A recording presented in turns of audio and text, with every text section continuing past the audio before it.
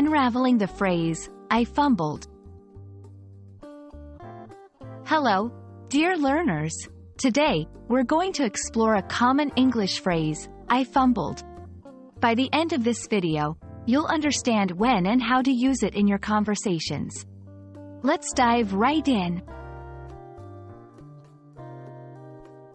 Fumble is a verb that originally comes from sports terminology, especially American football.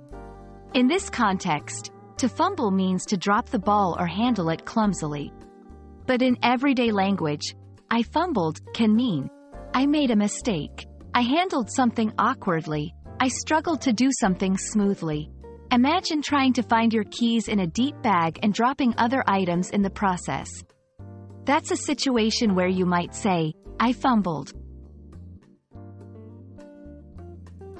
Now, let's look at some examples to see how this phrase can be used.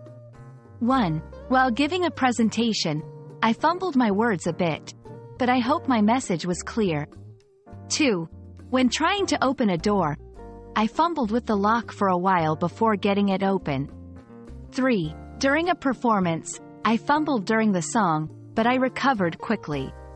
These examples show that fumbling doesn't just relate to physical objects. It can also refer to mistakes in speech or action. It's always good to know synonyms, as they can help enrich your vocabulary. Here are some words that can often be used in place of fumble.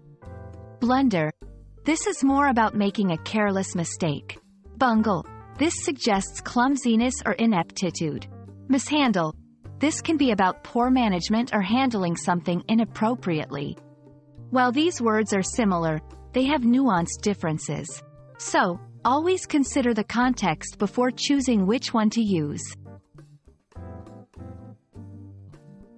And there we have it.